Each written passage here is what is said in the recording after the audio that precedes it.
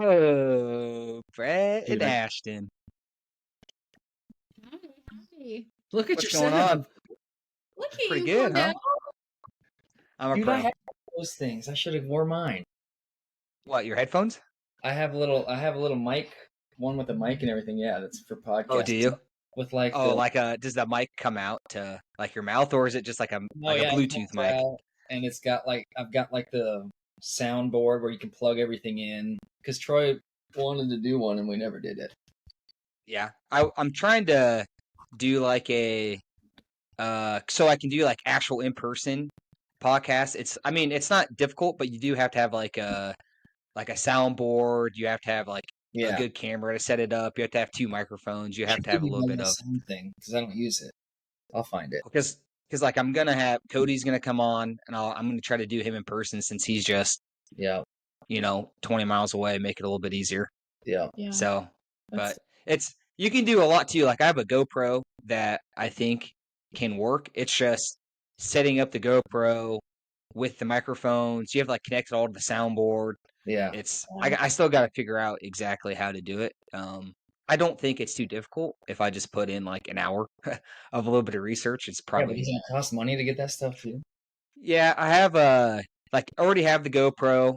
The microphones aren't too bad. I mean, it's $50 to $100. They're not the nicest microphones ever, but I don't need a $2,000 microphone or anything like that. So it does the job.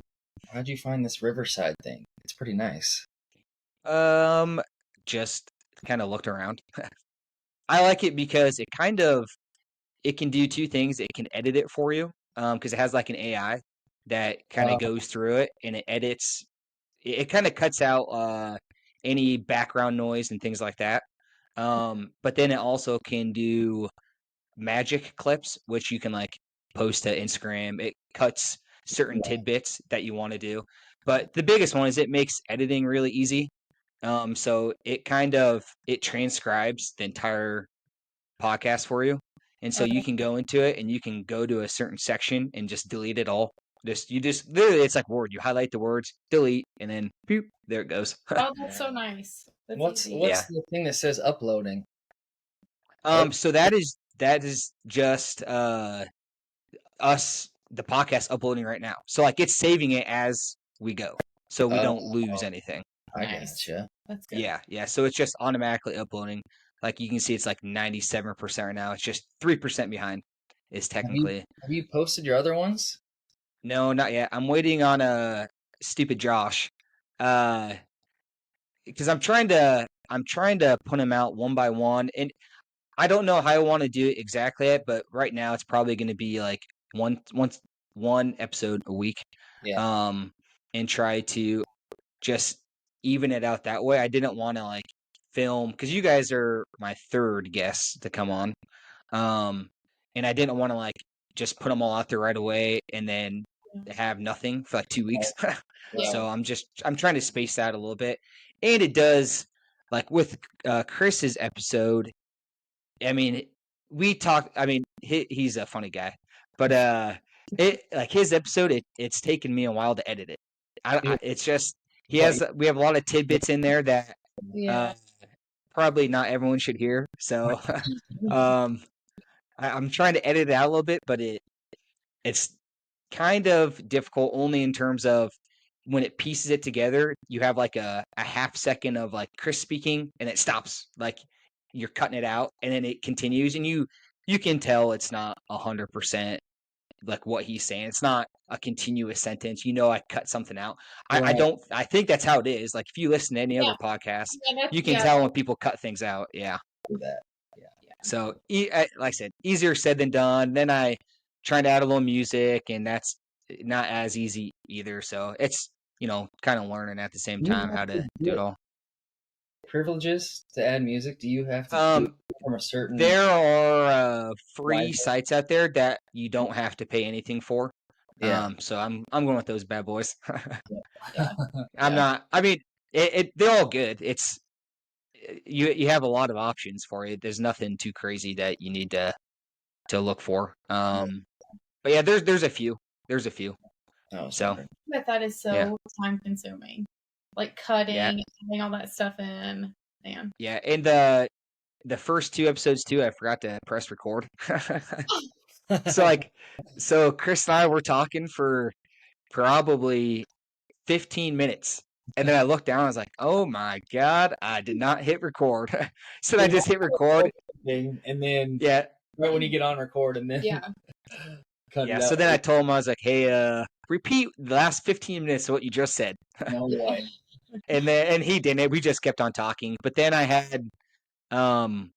I don't know if you know who Dom. Oh, Brett, you met Dom. Yeah. He was on the last time. Did the same thing. Sitting there talking to him for 15 minutes. And then I realized, like, oh my God, I did it again. And his, I didn't even tell him. I hit record. And we just continued talking. Luckily, because the first 15 minutes of his convo, it was like he's like learning to become a pilot, and a lot of insightful info he was giving me, like stuff I had no idea about. It's kind of crazy, like all the stuff he goes through just become a pilot. But luckily he came back around, started talking about it again. I didn't have to ask him, like, keep on talking about that pilot stuff. It was cool. It was cool. Yeah. So it worked out pretty well. It was good. All right, what are we doing?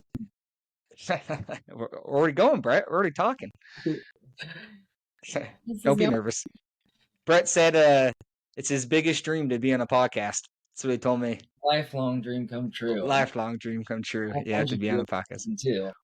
We'll reach tens of people, Brett. It's okay. No, you gotta dream big, Cordell. Dream big. Yeah, I know. We know our moms. Our moms will be on. I'll have a few people on. That's true. Yeah, Amber told me that she's not going to listen because she already hears me talk enough. So she's like, I don't need to hear you talk anymore. Oh my gosh. She's like, you'll just try to be funny. So I already get that every day. I was like, oh yeah, we'll see about that. Dad jokes every day. Dad jokes is right. Oh, you guys have dad jokes. No, I wanted to really bring you guys on just because I know you guys have started that or started or bought, or I honestly I don't really know exactly how you started the Tallow Me Up business, and it's just lip balm, correct?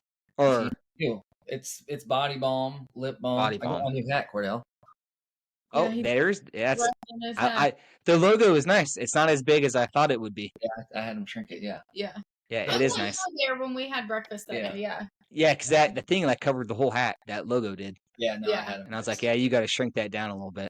Yeah, I know. I told him, I was like, I do kind of like Cordell's idea that where you said to like put it on the side, like towards the back a little bit. It's like $20 more. Yeah, it would be really cool if we could break it up a little bit. Unless you got a lot more money. We'll keep going as we make more money. Yeah, as you make more money. Yeah. Just because the podcast is kind of focused around nature, outdoors, and it can incorporate a lot of things with that. It's not just hunting and hiking and things like that. And one big thing like I'm kind of in lately is just natural, organic products. Food products, whatever it may be. Just because there's a lot of crazy products going around that you just really have no idea what you're like. It's like I have this app called Yuka that you go to like a grocery store and you scan the barcode of that food and it'll show you it rates it on a scale of like 0 to 100 how good this product is for you. Like 0 is obviously bad, 100 is very good. And I'm not kidding you, I would say about half of everything I ate was like between 0 and 50. It was I think things like wheat thins were healthy, and then after learning more information, it's just like what even is a wheat thin? Things like that. I would go, you go grocery shopping and you're like fruit, wheat thins, a little bit of dip, that's a pretty healthy snack right there. And then you scan it, it's like, what? This thing is not good for you? It's like, that's crazy. My biggest thing I tell Ashton all the time is the label of sugar free. When something says sugar free, like a Diet Coke, whatever it might be. I'm not saying she loves Diet Coke, but whatever it might be. My one. And it says sugar free, and then we know what is in that, and it's just a fake sugar Yeah. Yeah. that Yeah. is 10 times worse for you, yet they can claim it's sugar-free because it doesn't have the natural sugar, which would be better Yep. for you in it. And then, that can ruin anybody's stomach, and it's basically a lie saying that it's sugar-free. It's still a sugar. Yeah, it's like do they like substitute it with stevia? I know is that one big Bad one. Aspartame. aspartame. I Yeah. have heard that. Yeah. Yeah. Yeah, Like, it is yeah. it's wild for Yeah, sure. I know. Yeah. I think there should be a law that says you can't say something's sugar-free if it has a sugar alternative in it. Yeah. Other countries are crazy different compared to the United States when it comes to Miles that ahead. type of Yeah. stuff. Like United States, companies can technically do whatever they want. Really, it seems like they can market however they want, market it as good. Like I know other countries, like they cannot put certain things in their food. Like one is like red dye 40. My wife, she's always going on about no red dye 40. It's like, Right. well, how do I know? Like you look at a label, there's 3 million words on that, and all of them are words I've never heard of, and Right. can barely say. I have no idea what's going on. Yeah. Yeah. Oh, I know. It's wild. All those dyes and the Yeah. European countries. I lost my train of thought. Cut this. I know there's like certain things that they have. I don't think this is one, but like Doritos, like they literally don't sell them in Europe because it's not Doritos, but it's something like that where they're just certain. Like I think Ritz crackers are like not big over there because they have so many toxic ingredients. Yeah, and just, they didn't. They just didn't grow up eating that stuff and never. Yeah. Have. It's not food. Like we know that it's not. Yeah. Oh, it's and. Yeah, if Doritos are banned in European countries, I am fucked. Oh, wow. Because I ate 3 trillion Doritos when I was younger. I always wonder that too. Like, did I just screw myself because of what I ate growing up? Like, or can I fix it now, 30 years down the road? I still get scared. It's like I ate like shit when I was younger. I ate processed macaroni cheese, Doritos all the time. You know, when you like look at like cold cut turkey and like ham and stuff you put in sandwiches, they're not very good for you. And I thought those were healthy. Yeah, I thought a lot of that stuff was healthy. It is not. I mean, and I still get worried a little bit because I'm like, did I just destroy my body and like there's no coming back from it? I know. Are we too far gone? Yeah. Which I don't think so. You can always. I think you can come back at least to a certain point. But we're still young. Yeah, we're not like 60. That's true. But yeah, I remember what I was saying about those European countries is that they have like banned all the ingredients that we have in all of our foods. Yeah. The benzoates or whatever they're called, and all the preservatives. High fructose corn syrup. All the preservatives, they just don't have it in their food because they know it's not food. It's not supposed to be in our bodies. Yeah.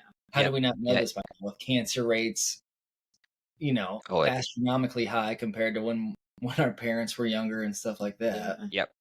Well, a lot of different factors too, but it is pretty unfortunate where like you go and buy like organic food, it's 3 times more expensive than a bag of Doritos or something like that. Like, so I get when like families, they can't really afford to go to like Whole Foods. Like you go to Whole Foods, as much as I love Whole Foods, like I spend $100 on 3 items.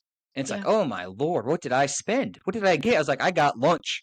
I went there and I got a salad for lunch the other day, and it was like $27. Oh my God. And it's like $15 per pound. I just add on a lot of protein and meat. And I was like, good Lord. Yes. Put some bacon bits on the dressing.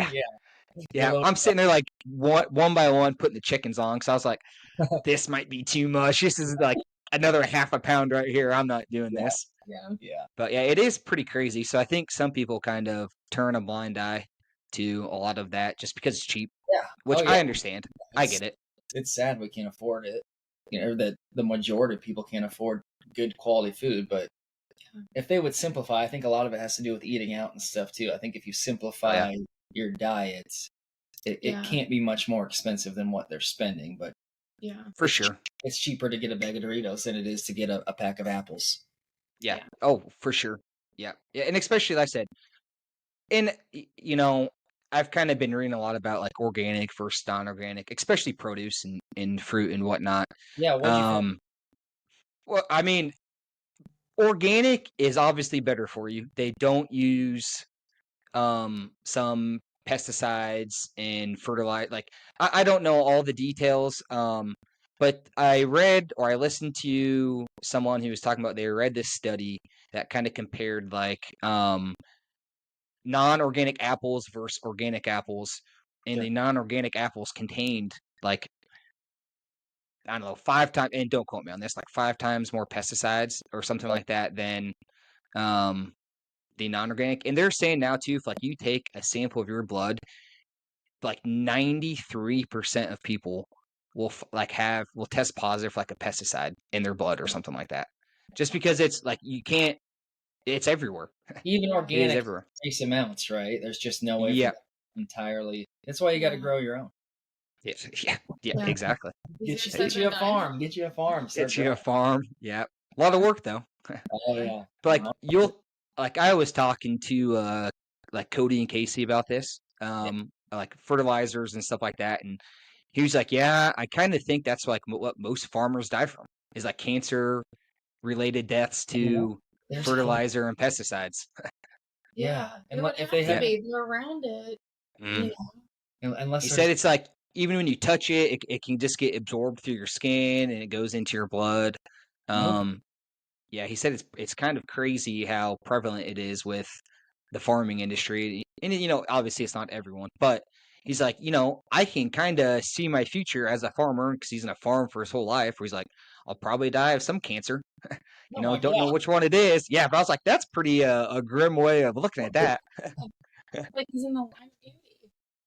I know it's pretty crazy, and it's I don't know. There's a lot of info out there, but you know, I think a little bit is just too much. You don't really know what is going on. Like that's how I kind of look at it. Is like there's just so much I can never fully understand it.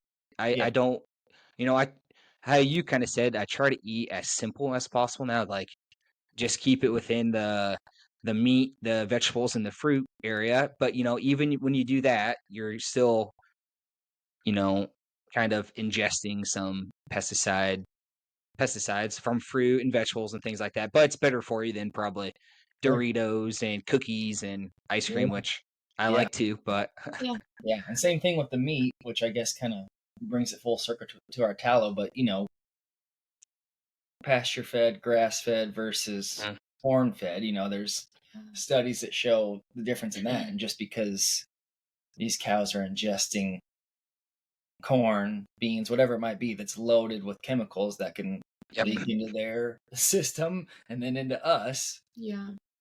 And that's why our tallow is all grass fed.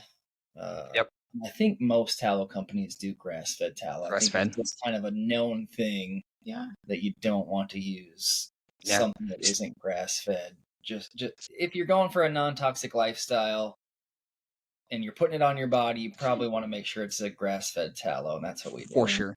So what kind of made you guys want to do tallow, lip balm, and body balm and things like that? I mean, Brett is the chapstick king of the world.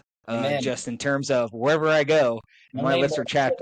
Last time I saw you, I was like, Brett, I need some chapstick bad, dude. He just opens up his sock, and there's a piece of chapstick in there.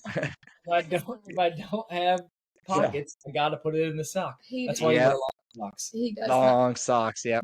Yeah, so kind of what, because it's kind of an interesting area that not a lot of people probably know or understand. And it's pretty cool because it's, you know, chapstick and body balm is just a normal product that a lot of people use. So yeah. I feel like we both kind of got into it at the same time. A little bit. Like we both got curious and started looking. I am like used to be the queen of Bath and Body Works, all the chemicals, hormonal disruptors, all the things, and kind of got out of that. but I still liked my pumpkin scented body wash and all my Mhm. sprays. And so I don't know. Then I kind of ran across Primally Pure, and I'm like, what the heck is this stuff? What is like a hormone disruptor? And so I started looking at all that, and then we just kind of started looking at more cleaner stuff. And then this company popped up, and we were like, that's up our alley. Let's see what we can Yep. do. So I guess if you want to add a Yeah, little I think it all started with food, Yeah. like it does for most of us when we're kind of Mhm. like making a transition and maybe opening our eyes to what we've been ingesting. Yeah. And then it kind of, dominoed into, well, what else are we putting on or in our body Yeah. Yep. that could be, hurting us? Yeah. And it's everything. Yeah. Literally everything. I think you and I have Everything. talked about it. The toothpaste we use, Yep. the soap we use, whatever it might be, candles that have. Well, yeah, like the diffusers that like diffuse scents Yeah. and stuff. Oh, yep. I was on a subscription for those, and then we got it all. And I was like, nope. The clothes No you more. wear. Laundry Yep. detergent. I mean, we've really integrated it everywhere. The Dishwashing soap, yeah, because Yep. that's like your dishes that you eat off of, and it's like Yep. you're literally just putting it right in your mouth. So Yep. and just thinking that all of those things like Tide Pods and like Cascade Pods, you're literally melting plastic. Yeah. Get to the and so To the we were stuff just we like, eat. what are we doing? Yeah. What Or are we sometimes you can still, like when you open up the dishwasher, you can, like the little compartment you put the pack in, you can see the plastic like coated around it. It's like, oh, I did that one time. I opened, I was like, oh my God, that is disgusting. It's like that is just going everywhere on the plates that I eat, in the forks that I use, or the plates that I eat with. Yeah. Yeah. It's You crazy. use. I got wood utensils. I got some wooden Yeah. forks. We cook Yeah. nothing but cast iron. Cast iron, because stainless steel. We don't want the. We sound like crazy people. I was gonna but say we we're do. full blown hippies now. Yeah, when you heat up the nonstick pans, they say there's chemicals released. Yep. Just like aluminum Yep. foil, when you heat stuff up in that, that's a no-no now. Yep. So, It's I get when you say like we do sound like crazy people, but like I do the same thing. It's kind of, I think when you go down that rabbit hole, it's hard not to become like that, because it's like you just start like hearing things and reading things, and then it goes from like, you're right, the food you ingest, and it goes to like the clothes you wear. If it's not 100% cotton or things like that, that is just going straight into your skin. And and like all my athletic shorts are that like the spandex or the forever chemicals, the forever chemicals that just go straight into your bloodstream through your skin, and it doesn't seem like it's not a lot, but it kind of gets you scared. It's like, I don't want to.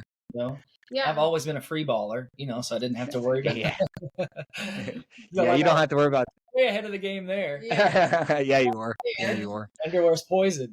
Yeah, but I feel like we're just like brushing the surface too of like, this whole thing, like you're talking about your shorts, the same thing. I think the same thing kind of came out for like women's leggings, like these really popular brands, and it, is in very close quarters of very sensitive areas, and it has like, I think they've said affected fertility and like just kinds of things. And I think we're just like this. What did this come out in the last 2 years? Probably. It's like, who knows in 10 years what is going to come out? Like, oh yeah, like this was causing ovarian cancer. Like it's wild. The microplastics, all this microplastics. Stuff, very new information, at least to me, and I think to most people. And it's just eye-opening that we wonder why our kids are obese. We have just an increase of mental health, I think cancer, everything. I just have to think that it is, or at least we kind of live our lives that way, and that's for sure. We started.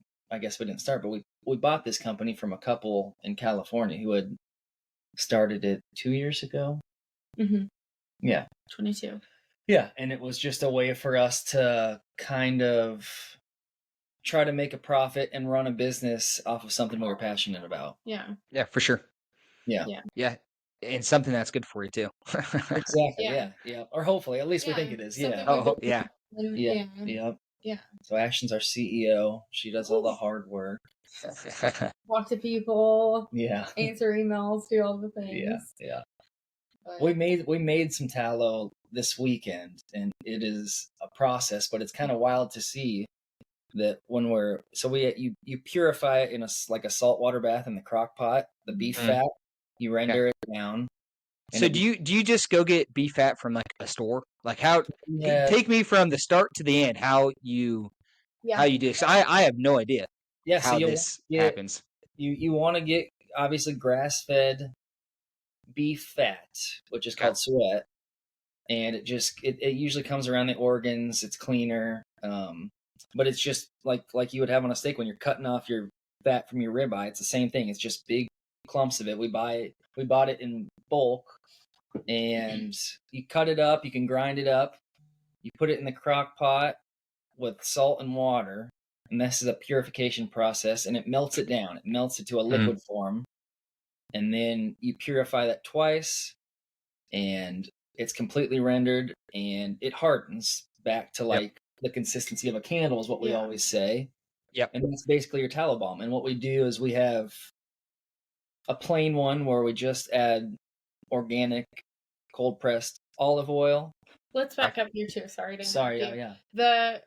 The process too of like rendering it. So render, which this was a whole thing explaining it to my family. Rendering is cleaning. Yeah. You're just purifying it. And the first step is to do it with beef fat, which is beef sweat. And then once you render the fat, clean it, it becomes tallow. Tallow, correct. So when you buy beef fat, it is not tallow yet. Yes. You have to clean it, render it.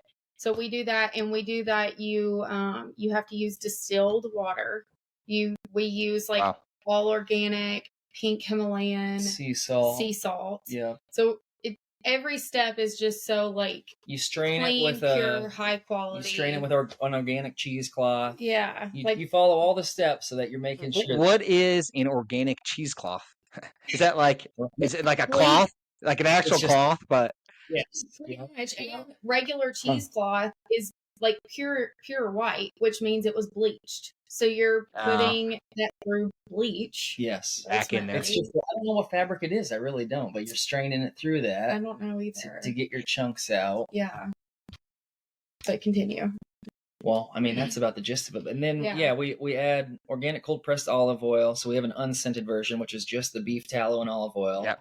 And then we add other essential oils for scent. For, different flavors. Which we get the highest quality essential oils. The highest quality olive oil from Sonoma Farms in California. Yeah. And then our essential oils are from Young Living, which anyone kind of in the essential oil industry field. Yeah, those essential oil people. Yeah, no, I know. She knew what it was before we even got started. The highest quality. They have farms in Utah.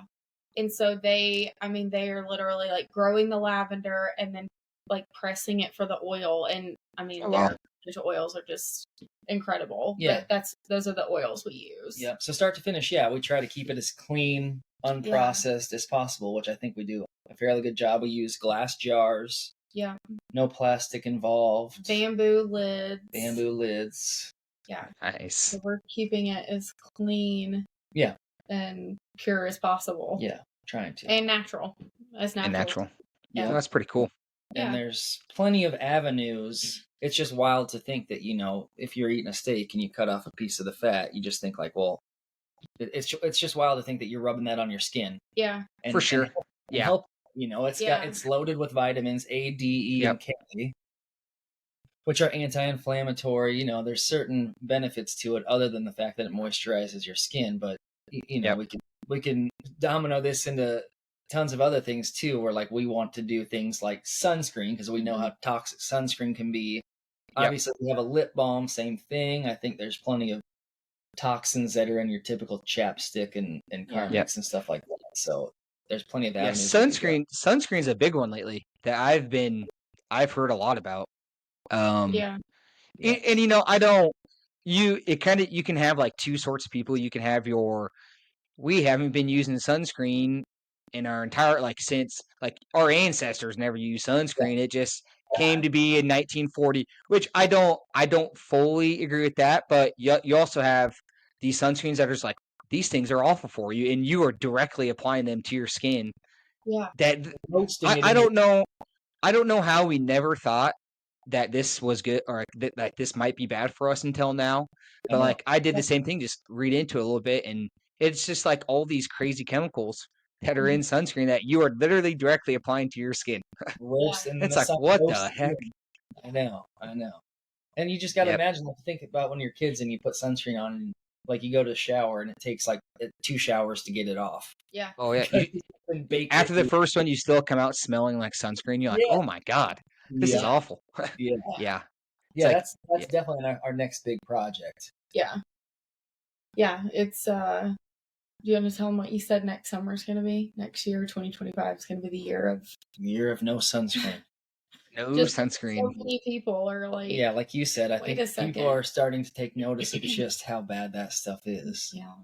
See, I have not used a lot of sunscreen in my life. I was always, especially my 20s, when I was a little bit more stubborn. And I was like, I am not wearing no sunscreen. I did it more for, I'm getting tan. I'll get a little red. It's okay. It'll go to tan. I don't Yeah. want to put sunscreen on. Yeah. And now Yeah. it's like, Smart. I'm good. I'm not putting that chemical on me. Like, no thanks. Yeah. Yeah, it's crazy. Yeah, I think a lot of people have the same mindset, but for me, like with my fair skin and anybody else does, it's just like you load yourself up with sunscreen. Oh, yeah. Like, I'm not Oh, yeah. gonna get burnt today. Yeah. Yep.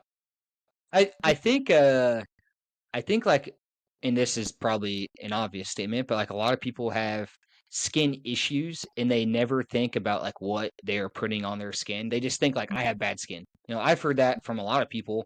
Like, Yeah. you put face sunscreen on, you just lather it on your face, and then a week later you're breaking out and you're like, oh my God, where are these pimples coming from? Yeah.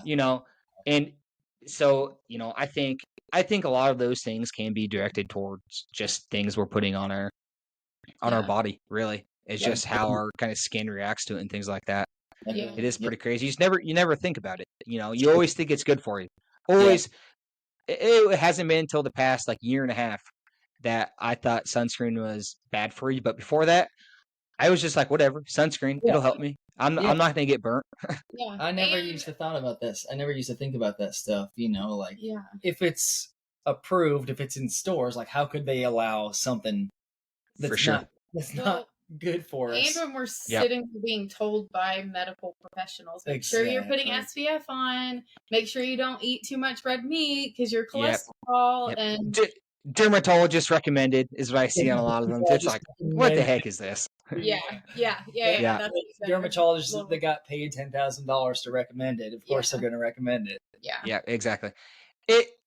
And this is I hear a lot of people kind of talking about just all this stuff in general, and it is kind of weird because like people who maybe aren't as active in doing the research, they probably look at people like you and like me and people who do the same thing as like, these guys are just conspiracy theorist nuts that are just wild and Crazy. they're like just the crazy hippies that live down the road type of Yeah. situation, that grow their own vegetables and Yeah. don't put sunscreen on and Oh, yeah. only use baking soda for toothpaste and things like that. Yeah, Um, naked. Yeah. Yeah. but it's just it's wild, and I think a lot of them, they just I think they put their trust into like companies and the government maybe a little too much, and they Yeah. don't realize like all those companies are doing is just trying to make money.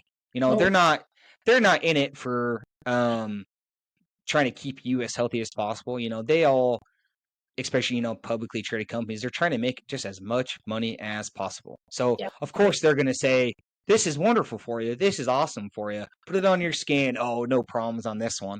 Yeah. It's pretty crazy. Yeah, which I think kind of goes with just social media.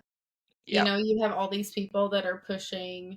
It's hard to even like weed out. Like, I know just kind of our next steps are like having a baby. So I'm like looking at like prenatals. So it's like, the number one prenatal that you see is Ritual, but it's because all these influencers, it's like, but is that the best prenatal? Like who, and that kind of goes for everything. Sure. Somebody pushes one thing and it's like, like Nutrafol, which I think is probably works great, but I just What's Nutrafol? you don't know. It's like a hair vitamin, but you just don't know like what is the good stuff anymore.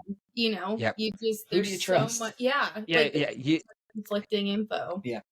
It even I like to tell people too is like, don't eat just do your own research, look into it yourself, and then make an educated decision off of that. Don't just because it's like the same too is like I don't want to sit here and say all doctors are bad because they're not. Every profession you have your good you have your good side, you have your bad side. Sure. Politics, medical field, any Yeah. other company, it's like that.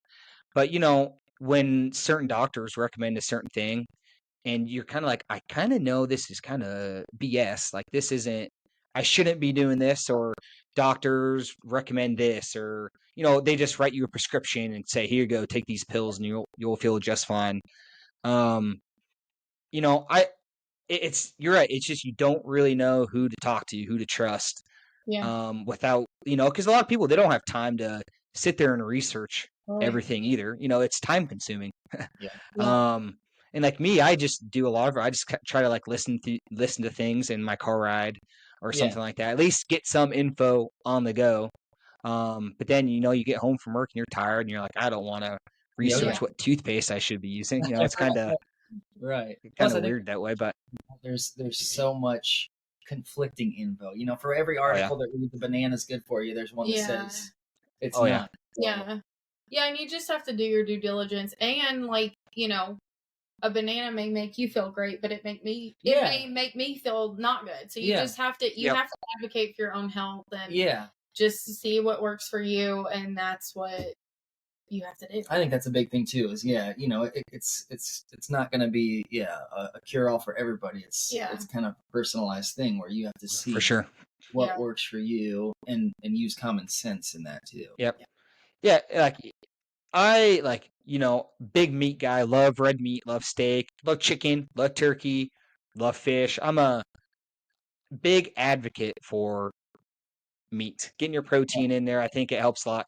But a lot of I hear some people just they're big advocates for meat too, and they just cannot understand how people like vegans and vegetarians and whatnot. Which I'm kind of the opposite. It's like I kind of applaud those people because they kind of looked into their diet and figured out what works for them. And if meat didn't work for them, then it didn't work for them. They're sticking to it. And that's it's not that bad. If they're probably better off than most people who don't look into what they're eating. I agree. There's as much as I think that they're not doing themselves much good, like at least they're trying. They're trying to be healthy. Yeah. Yep. Yeah, and they oh God, I forgot what I was gonna say. Sorry. Whether or not I'm on the same page as them or I feel the same way, like there's always the age-old debate: vegetarians versus, and not necessarily carnivores, but just people who eat meat and vegetarians. Red meat is bad for you, whether they do it because they truly think red meat is bad for you or they don't like killing cows and animals. Whether it's either one, I do think there's a good middle ground. And I do think there's like an ethical way to both meet in that middle ground too, because as much as I read I listened to an audiobook, it's called The Shotgun Conservationist, and it kind of like not necessarily opened my eyes, but it was about, and the author, he was like a totally against hunting, for example. Totally against it, thought it was inhumane, thought everyone is in it just for trophy animals, so they can get a good picture on Instagram and things like that. And then he kind of looked into it a little bit more and read into it a little bit more and kind of learned like it's actually very good for conservation. And it kind of turned him, because he tried to be like a vegetarian, didn't really stick because he still liked meat. But he would try to buy like your organic grass-fed beef and thought he was doing a service, which you are if you do that. It's a lot better than your normal beef that's not grass-fed organic. And same thing with chicken and things like that. But he kind of switched into like a hunter after a couple years just because he did all of his research, and then learn is like he he's taking his own animals in a humane way. Like you go to a slaughter facility, it's like that is 10 times worse than you going out and shooting an animal with the bow, for example. It's like, you know, it's kind of crazy that a lot of people don't just do their research and kind of look into that, especially when they're so much against hunting and things like that, for example. I think this train of thought got away from me a little bit, but I think that's where like I have a respect for vegans because at least they've done their research, you know, and they're just trying to better their health. Yeah. And more, you know, more times than not, they're probably going to be more healthy than your everyday person that just for sure eats fast food or hamburger helper or whatever it might be every night. Yeah. You know, instead of actually attempting to improve their health. Yeah. Yep. Yeah, and I think there's two. Sorry, Cordell. There's two sides of like vegan, vegetarian is where it's more of a belief. Yes. And then it's like for their diet. Yes. You know, where like we have a friend that doesn't eat meat, but she eats fish, but she is like all for it. Like absolutely meat. I just don't eat it because I don't like the way it makes me feel. Yeah. But she's not for like sure. pushing it on us or like you're killing the planet because you eat red meat. You know, it's not like that. So I do think there's definitely a split there on That's true. Yeah. It's more of a belief and then more of I don't eat meat because it doesn't make me feel good. So yeah, no, I 100% agree with that. And it's, you know, you never really know the intentions that people have until they obviously let them known. But yeah, I don't know. It's tough. There's so much info, you know. It's tough to understand exactly what is right and what is wrong because you know, when you read about red meat, it's like there are so many like studies out there. It's like red meat will increase your like it is extremely bad for you. Like do not eat red meat. And then you have your studies that are like no, red meat is one of the best foods on the planet for you. It is full of vitamins and nutrients that you should be eating red meat every single day. And it's like I don't know what to believe. Like, is red meat bad? Because I honest to God used to be under impression when I was probably like high school. It's like maybe I should cut out a little bit of red meat. Like I'll still eat hamburgers and steak, but you know, I probably eat red meat 5 times a week. Maybe I'll cut it down to like 2 times a week and eat more chicken and turkey, which is still good for you, but it was kind of just mind control in terms of like putting out that narrative about red meat and just it's bad for you. Don't do it. Yeah. You know, and it's a lot of times red meat gets associated. You know, it's if people are eating a lot of red meat, they might be eating stuff like fast food hamburgers.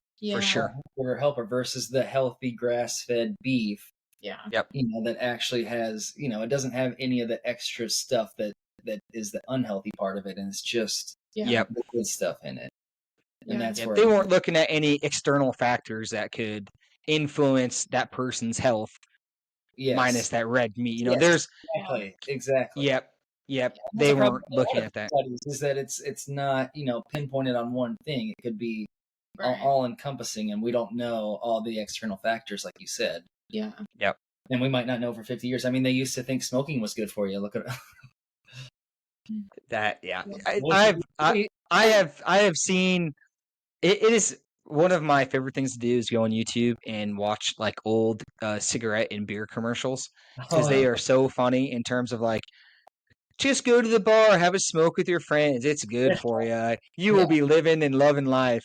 Yeah. It is hilarious. Like I saw a beer commercial from like 1970 or between 1960s and 1980s, sometime in between there. And it was when you could still drink and drive. Like you could still have an open container and drink a beer in your car. It wasn't illegal. And the government was getting ready, like they had legislation or something that was like, we're not going to drink and drive anymore. You cannot have an open container in your car. And this reporter went to like this smaller town and started interviewing all these residents. And it was the funniest thing I've ever seen because there's like an old man who is he was literally drinking and driving on his way back from work, and he's like, "You're telling me the government can tell me that I haven't had a long day at the factory and I can't enjoy a nice beer on my way home? Like they're gonna ban that? That's bullshit." It was just the funniest thing ever. Yeah, when all those law, like when they allowed women to vote and they interview people, they're like, "You telling me that this lady over here is going to be able to have a say in who our next president is?" Yep. Yeah, Yeah, those are they're years. funny just because they are dumb back then, Ashton. Yeah. But like I saw one too where there used to be a law like women could not drink in a bar; they can only drink at home.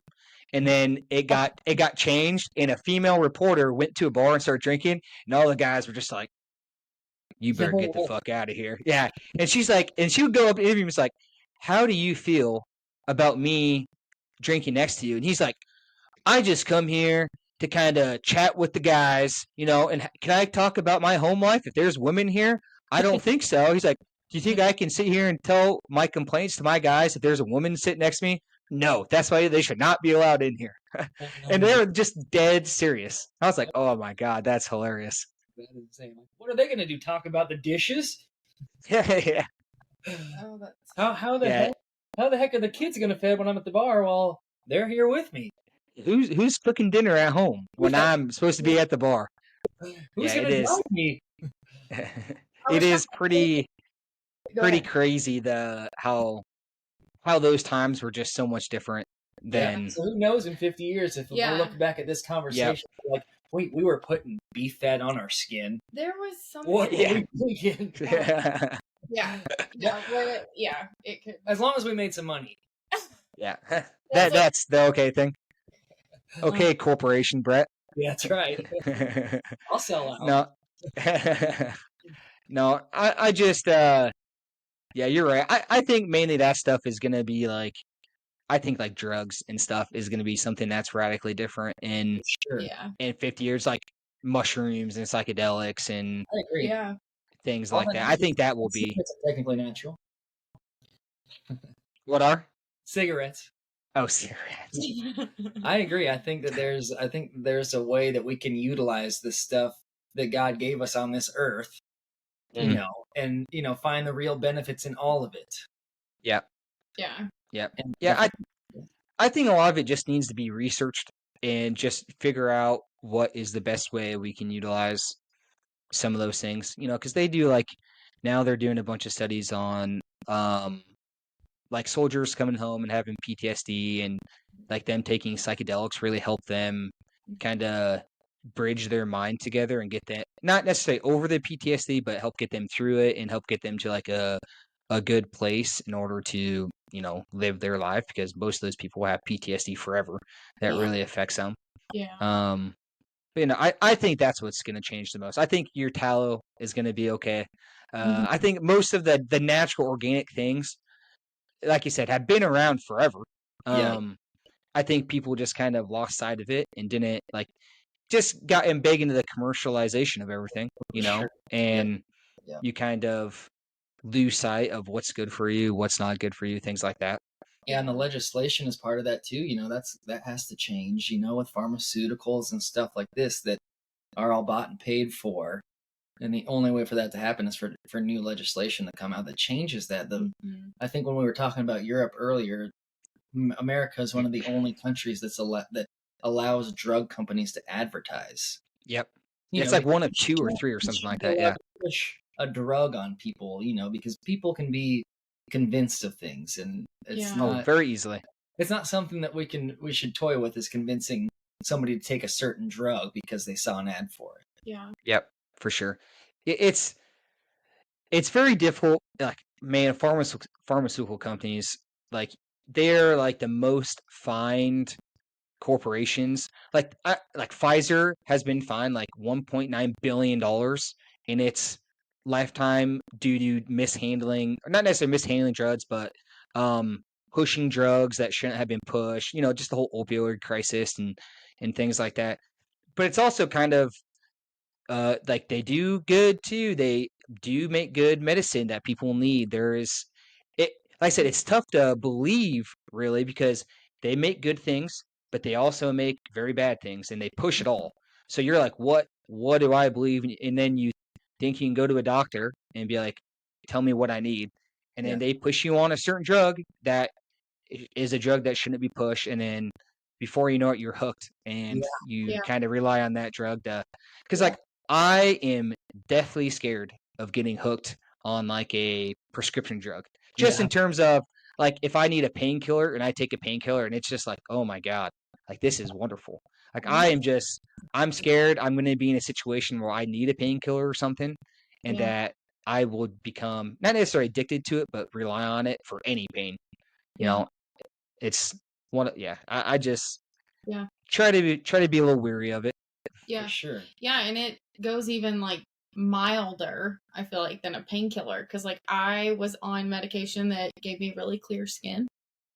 And I came off of it and I do not have clear skin anymore, but I really like sometimes I'm like, should I just go back on it? Just so I can like not have a zit every couple of weeks. But yeah, it's like I don't know. Like the fix, it's easy, but it comes with like putting hormones in your body that are suppressing something. I'm having breakouts for a reason. There's something going on. Maybe I'm eating something that's not my body doesn't agree with. But getting to the core of the problem rather than a solution. It doesn't even have to like weight loss. I mean, it doesn't even have to be kind of the hardcore stuff. It's just the stuff that make life easier, make you look better.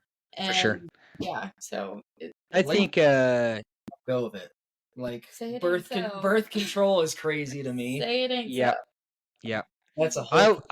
I will definitely say women have it the worst in terms of all the unnatural. I mean, you got makeup, birth. I mean, you have to, and granted, you don't need to do any of it, but it's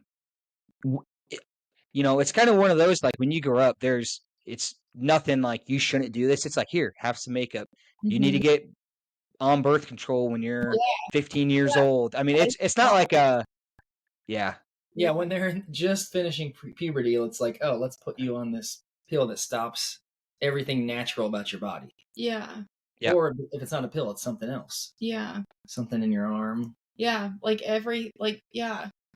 makeup. Yeah. When you guys are saying that, it's like, it's almost like a what are those things where you come into society like debutante balls or whatever they do, like bar mitzvah, where they used to like introduce women into like that's almost how it is. Like at like 10 years old, you're getting like a little lip gloss, and then you go buy your first bra. Like it's just like every few years there's like something. True. Yeah, it's you guys are lucky. That we're and like we are. Well, that's because they started letting you back into the bars. Yeah. yeah. You Sure. could have been staying at home, Ashton. No need to wear makeup. No. Yeah, go pick the garden. Yeah, it is just like I don't put anything really on my skin besides the tallow now. But like all the makeup you guys have to put on, and like, and you see some people, they just cake it on their face. It's like that just cannot be good for you. Like nothing towards how you look or anything like that. But it's like just on a healthy standpoint, it's like that's just directly on your skin, and it's probably why some people break out, and then let's take these over-the-counter pills or maybe prescribed pills, and then before you know it, you're taking those, like you said, all the time to have clear skin. I used to, when I was in high school, when I was in football, I would used to get really bad hives on the top of my head just because I'd wear that helmet every single day and I'd sweat all the time. I'd just kind of be dirty. And I used to get hives really bad. And so I would take an allergy pill every single day and it would help mitigate those hives. 'Cause if I didn't take it, my head would itch for 3 days. It was awful. So I got not addicted to allergy pills. Didn't even know it. Like I took an allergy pill, those little pink or 24-hour allergy pills. I bet you I took one every day for 7 years straight. Yeah. And not realizing it was just kind of like a habit. I'd wake up in the morning, pop a pill, get in the shower, call it good, and then if I had like an itch or something on my head, just straight back to the pills. Yeah. And then I don't know. I think I listened to like a podcast or someone saying like they were addicted to allergy pills too, and I was like, I think I'm addicted to allergy pills as well. Oh no. I was like, I gotta stop taking these. Yeah. Yeah, when you just take it, without even thinking about it, like, well, I mean, what's it going to do? It doesn't hurt. It can only help. Yeah. And that's the thought Yep. process for a lot of things. Well, I'm pretty sure too. Maybe it was sometime this summer, a study came out that there's a link between Benadryl and Alzheimer's. There's a Oh, link great. between Alzheimer's. Yeah. Yeah. Well, they said Pills and Alzheimer's. Me too, babe. Alzheimer's, that's one thing that kind of scares me. When I like forget something that I should easily remember, I always think like, oh no, here I go. I'm going down the path. Listen, when I lose my train of thought, I'm like, oh my God, I'm going already. Yep, it is. They actually, I listened to a really good podcast on Alzheimer's. This guy's mom had Alzheimer's, and he's not in the medical field or anything like that, but when she started showing signs of Alzheimer's and then had full blown Alzheimer's, he kind of like took care of her full time and then kind of like devoted his career in life to researching Alzheimer's, partnering with hospitals and research facilities to kind of combat it. And he was saying that like Alzheimer's, it's like, you start showing signs of Alzheimer's when you're older, when you're 60, 65, 70, and then it transitions into full blown sometimes, or a lot of the times. But he said Alzheimer's really starts in like when you're like 40. He said that is like, it's one of those things where the medical field right now is big into, you're already diagnosed with something, let's treat it. Let's just treat it. All treating diseases and illnesses, where it really needs to be, we got to go way before that and find the cause of everything, and we got to help you avoid all these illnesses. That's where we're not at yet.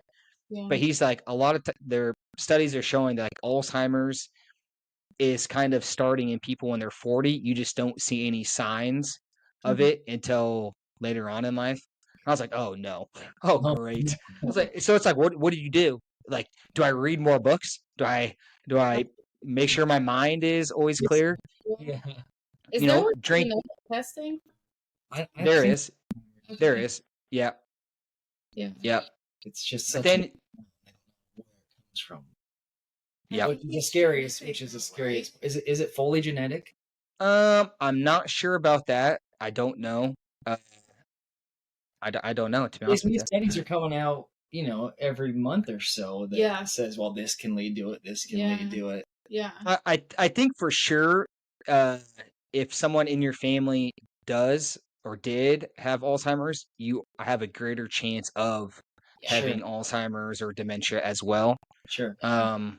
They said this podcast I listened to, this guy also said, when you do have signs of Alzheimer's, it is initially, when you're a little bit younger, better to be, and this is an obvious one, better to be a little bit more fit, a little bit more healthier of like a weight, on the non-obese side, obviously.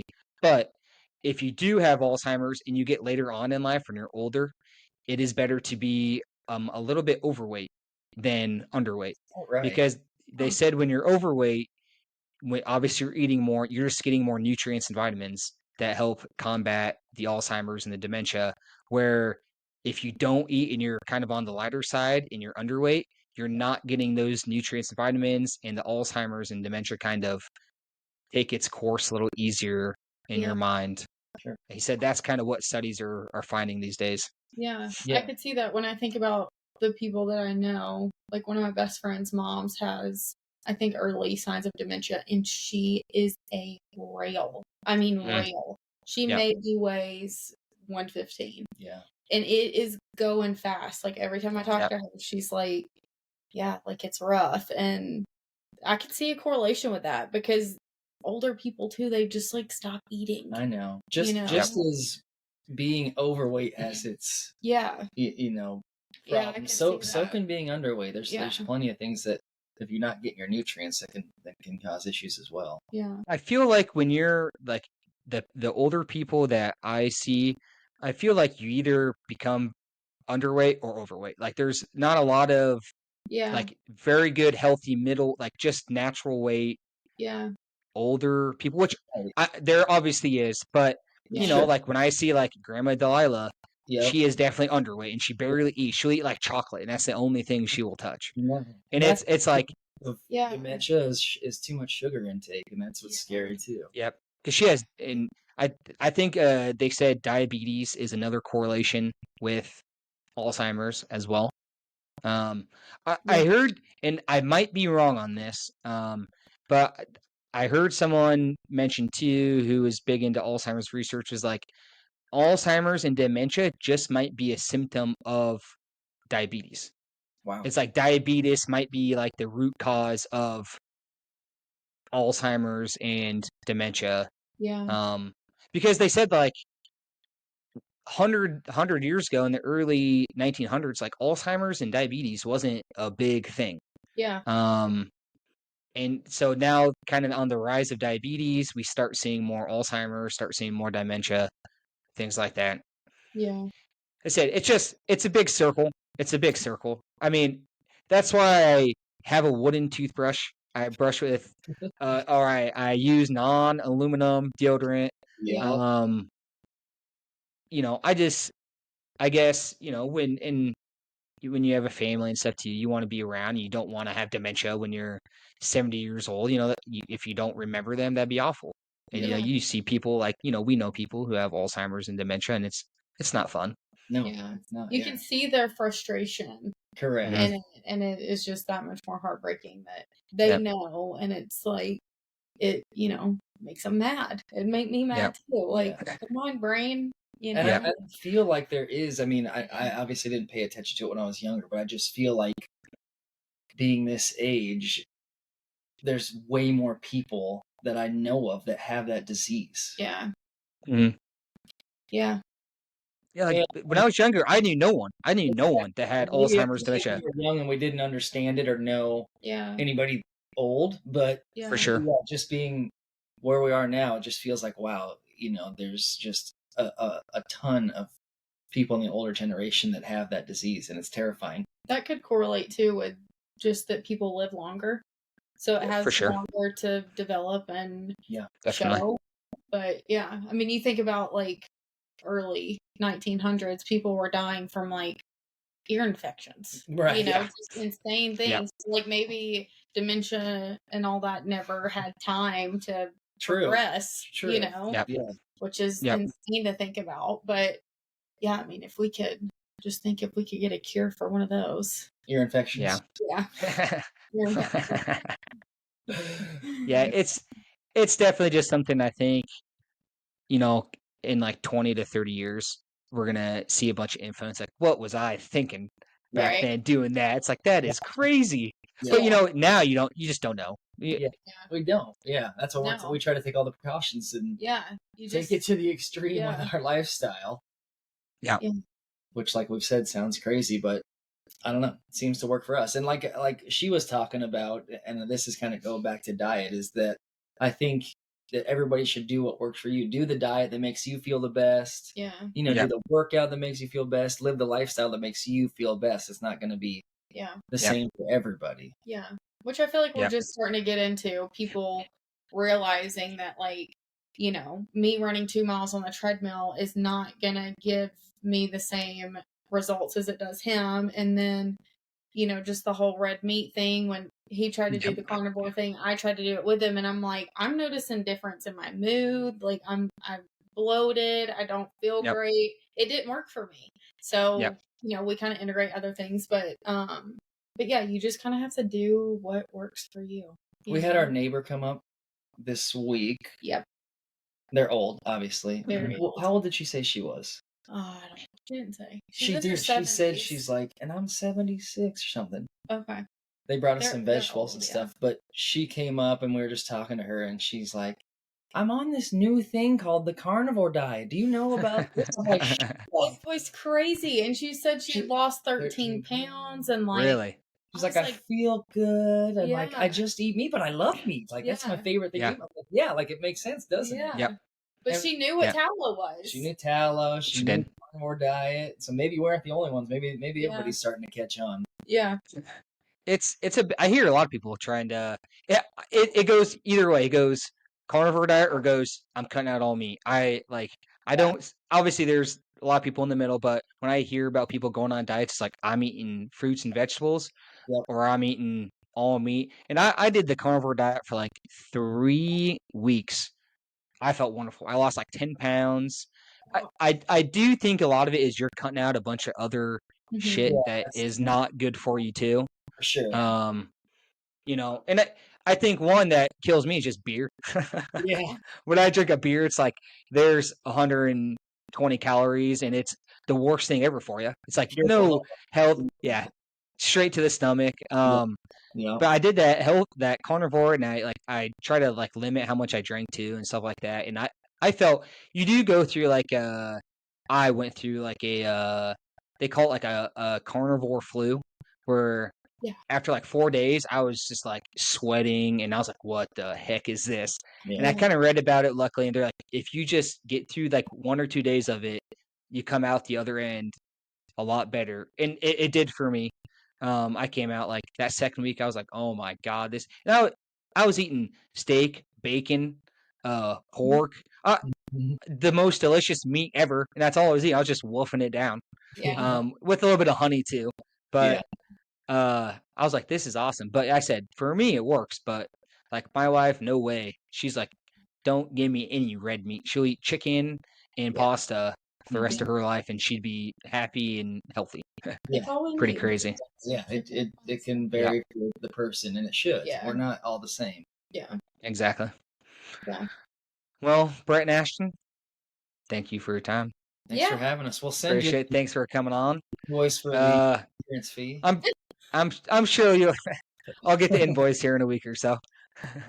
I'm sure I'll have you guys on again sometime. We'll have some reoccurring guests and whatnot, and we'll just pick back up from where we left off. Be glad to be back. Sweet. Yeah, I like it. Awesome. Thank you guys. Thanks for Appreciate having it. Yep, Have a no good problem. Thanks for coming. All right, see you guys later. Bye. Bye.